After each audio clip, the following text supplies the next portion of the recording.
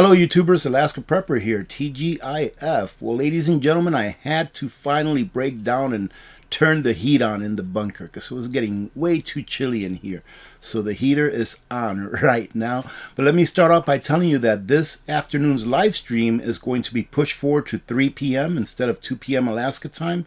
So it'll be 3 p.m. Alaska time, 7 p.m. Eastern time. I really enjoy participating in the live streams that Nutrient Survival has. And they're giving away a whole bunch of stuff this month in the National Preparedness Month. All right. So if you haven't checked it out, go over there at 2 p.m. Alaska time, 6 p.m. Eastern time, hang out, and who knows, you might be able to win something, right? I really enjoy it when I see our community members go over there and win something. And there's been quite a few AP community members that have won stuff from Nutrient Survival's live stream, so go check it out. In addition to that, at the end of this video, I am going to be telling you a story. It'll be story time, all right? Story time about a relationship that was doomed to fail from the beginning. So you're going to get a 2 for 1 today. You're going to get the news and you're going to get some story time.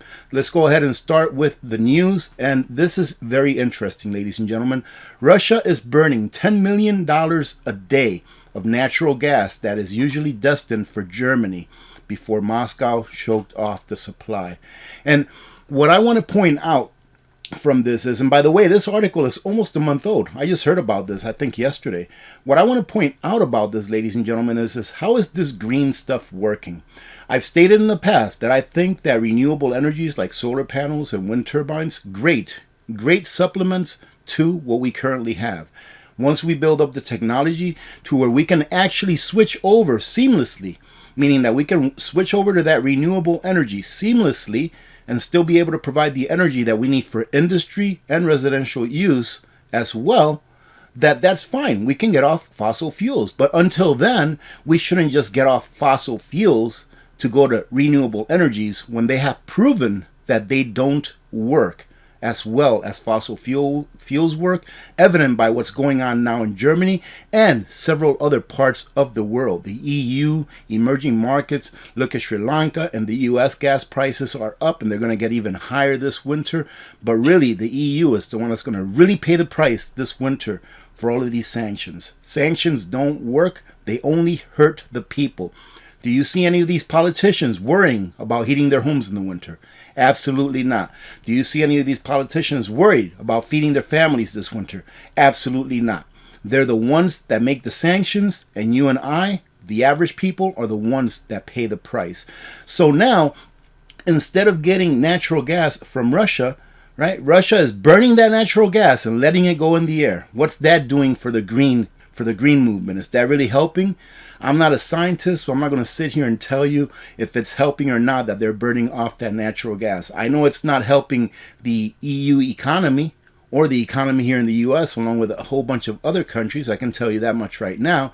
And I have my personal opinions on how this green stuff works, right? But I'll just keep that to myself for now. That's not what this video is about.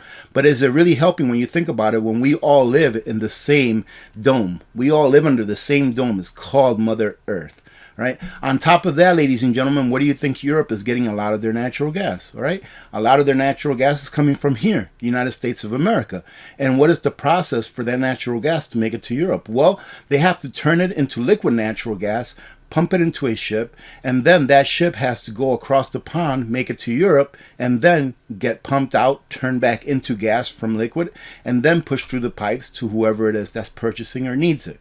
Right. So do you think that those ships run on solar panels? Do you think that they run on wind turbines? No, they don't run on wind turbines or solar panels, right? They run on fossil fuels. So this thing that they're doing, ladies and gentlemen, tells you 100% that it has nothing to do with your well-being. It has nothing to do about saving the planet.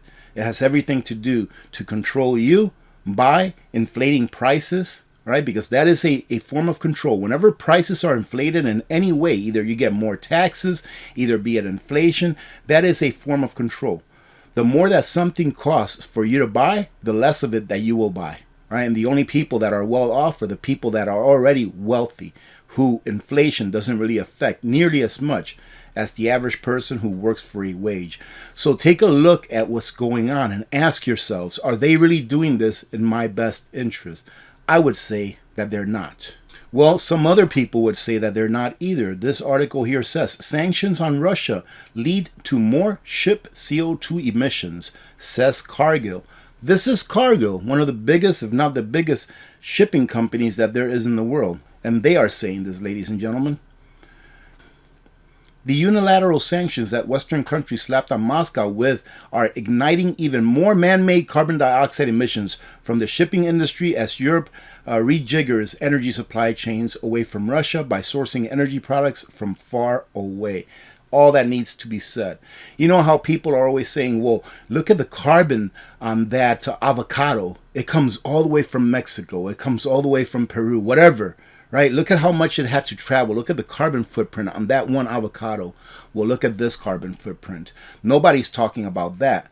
Nobody, all of these people that are in the green movement, they're not talking about how much carbon is being put out by the transport of gas from here and other places in the world to Europe, who doesn't take the gas from Russia, that Russia is just burning up. Just burning up. Imagine if Russia was able to send that gas to Europe and Europe didn't need the gas from the United States. Imagine how much lower the gas prices would be in Europe and how much lower the gas prices would be here in the United States as well, ladies and gentlemen. Again, ask yourselves, who are they doing this for? For whose benefit? Is it really for your benefit? The person in Europe and Germany that have had to close down your businesses because your energy bills went up 5, sometimes 10-fold? Is it for you that they're doing it? Is it for you that they're doing it that lives in the EU and even in the United States that are going to become energy poor, that are going to enter into energy poverty, as they're calling it, this winter by January, because your fuel prices to heat your home are going to be so expensive that you're going to have to choose whether you turn down the thermostat to 50 degrees Fahrenheit and feed your family, or keep the thermostat at 60 degrees Fahrenheit and have to go to a food bank and hope to the good Lord that they have food for you. Ask yourselves that. These things really upset me because these policies only hurt the working class and the poor. So let's say that the average American makes $50,000 a year, right? Let's say, you know what? Forget it, right? Let's make it $65,000 a year that the average American makes right now. And the numbers that I cited on a previous video, I believe is like $50,000, $32 or something like that. But let's say that it's $65,000. Well, on a previous video, I don't know, less than a week ago, I cited that the average American is spending about $16,000 a year in taxes, more than what they spend on food, on clothing, and things that they need to live. They're spending $16,000 a year in taxes. So let's make it 15. So now you go from making $65,000, you're spending $15,000 in taxes. So now you're down to $50,000. Sounds all right. All right. Let's say you're making 50 grand take home. Sounds all right. Well, on top of that, go ahead and take out $11,000 of the inflation that's been induced by all of this money printing. Remember those stimulus checks? You're paying for it right now. So now let's go ahead and take out 11 grand. Let's just go ahead and take out 10 grand. Let's make it easy. Let's be conservative about this. So now you're down to $40,000 a year. Now let's go ahead and implement what you're spending on rent. Let's say that you're really lucky and you only spend, let's say, $2,000 on rent and to heat your home and all that kind of stuff, right? A month, right? And I know that in some parts of the country is a little less, in some parts it's a lot more. So now we go ahead and deduct from that $40,000 another $24,000 a year. And then what do you have left? You have $16,000 a year, roughly $1,000, $1,200, $1,300 a month to take care of your food, to take care of your living expenses and all these things, take care of gasoline to put in your vehicle and all of these things. So ladies and gentlemen, inflation is costing the average American family a lot more than $11,000 this year. It's costing you all of the labor that you had to work for in order to earn that $11,000. Please look at it like that. Don't look at it in number terms. How long did it cost you to work for that $11,000? That's what it's really costing you. That is what the government is extorting from you, is that time and that labor. Remember once upon a time when we used to say, yeah, the average American has to work until the first day of April before their actually in the black, right? Meaning that it takes you those first few months of the year of work, because that's how much taxes the average American pays into, into the system every year before they actually start earning money that they can actually keep for themselves. What do you think it is now? I would say that it's a lot more than that now. I would say that you can add 1 to 2 months easily to that right now. Easily add 1 to 2 months to that. Probably closer to 2. Now let me go ahead and tell you the story about a relationship that was doomed to fail when it first started. And this has something to do with inflation. That's why I waited till the end to tell you this story. Ladies and gentlemen, about 110 years ago or so, 110 years ago or so, 109 years ago or so, an institution rose in the United States of America. And previous to that, there were institutions like this, right? But they were chartered. Chartered means that they were passed into law, but they had an end date. And at that end date, they had to be repassed.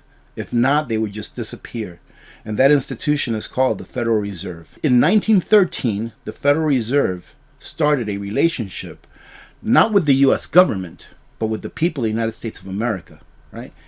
And that relationship was one in which the Federal Reserve would strip Americans slowly but surely of their wealth, of their labor, of their time. And until now, people are just now, 100 years later, starting to realize that that relationship was doomed to fail from the very beginning.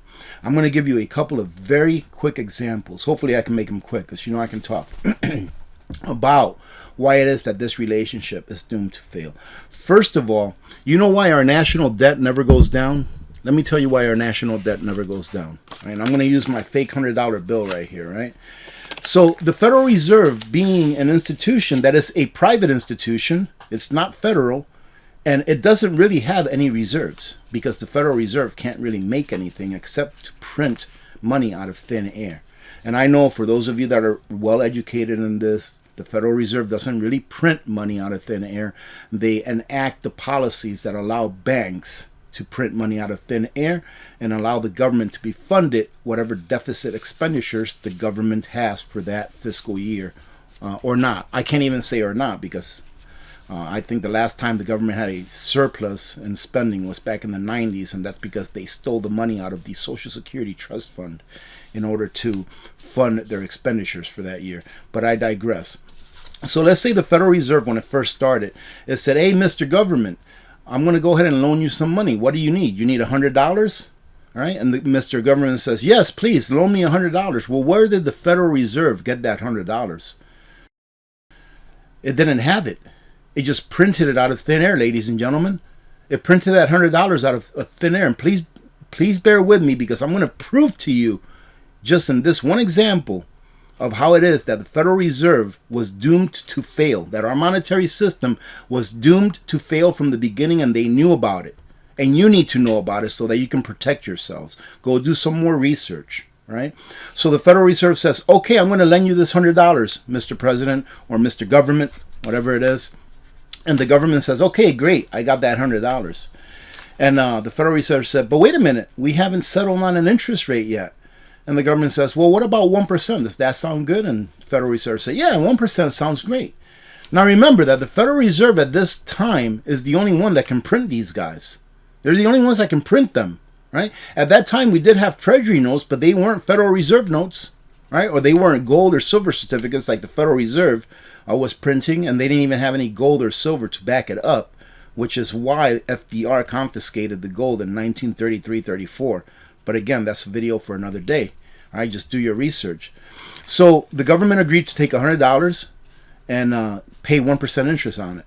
So a year goes by, let's say, and the government says, hey, Mr. Federal Reserve, I'm going to go ahead and pay back your $100. And the Federal Reserve says, but wait a minute, you owe me $101. Well, ladies and gentlemen, if the Federal Reserve is the only institution that can print these guys, all right, where's the other dollar going to come from? Where's it going to come from if the Federal Reserve is the only institution that can print these guys? Because the government went ahead and used their $100. They did whatever they needed to do with it. They recouped the $100 that they initially borrowed. Because remember, this is the only $100 in circulation. Right? This is just an example, of course. But imagine this. This is the only $100 in circulation. Where's the government going to get that $1? It's never been printed into existence. And that's the point. That $1 that the government has to pay back in interest has to be printed into existence. And what is this? This is a debt note. It's debt. It's a promissory note.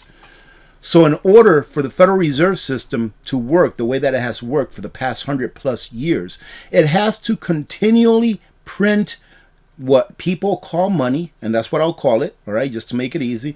It has to continually print money into existence. That is why the market has been crashing or has been going down substantially. It's not really crashing yet. It hasn't hit 30%. But that's why the market has been going down substantially, because they stopped printing. There's not enough dollars in the system because they're sucking the dollars out of the system. That's why it's failing, because the Federal Reserve has to continue to provide the banks with monetary policy that will make it easy for them to borrow and easy for people to borrow as well. Or make the banks easy for them to loan, right? And easy for people to borrow. All right. So whenever they reverse course and they do quantitative tightening, QT, it means that money is being sucked out of the system, and it's harder for banks to loan and harder for people to borrow. And we live in a system, in an economic system that is debt-based, a credit-based economic system where businesses need to borrow in order to continue to do business. Everything from the grain all the way to the bread on the supermarket shelf, there's borrowing involved. There's credit involved. So what happens? Like I said in the past, a lot of people are going to lose their jobs. A lot of people are going to lose their homes. A lot of people are going to take their own lives. Why? Because they love money more than anything else. And of course, the love of money is the root of all evil, right? Because you put money ahead of humanity, right? So that is why this system is doomed to fail, and they knew it from the beginning. However, it's a great system to steal your wealth. It's a great system to steal your wealth. And let me give you a second example that will allow you to know exactly how it is that this system steals your wealth, and not necessarily through inflation. Yes, it steals your wealth through inflation. That's exactly what it is. Stealing your wealth, stealing your time through inflation.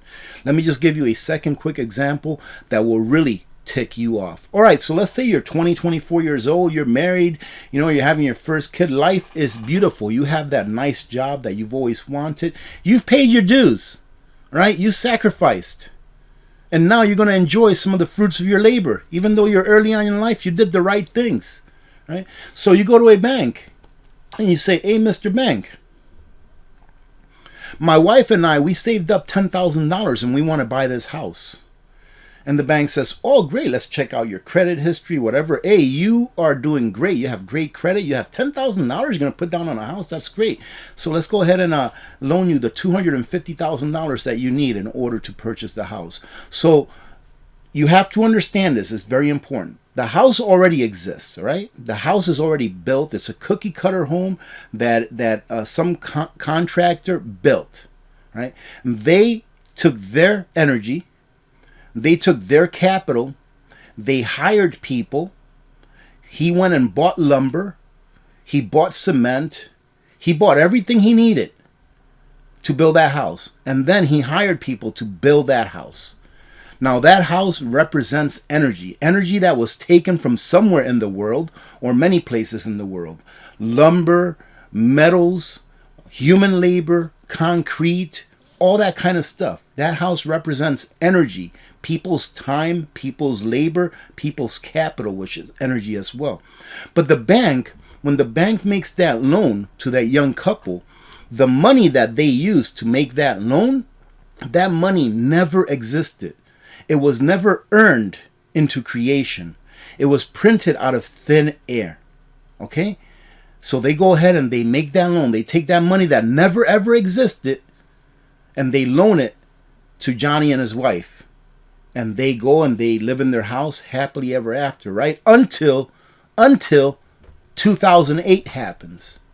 And when 2008 happens, Johnny, previous to that, was doing great. He had a great job. He had enough money coming in where his wife could stay home and take care of the 2 kids now that they had. They were living the American dream.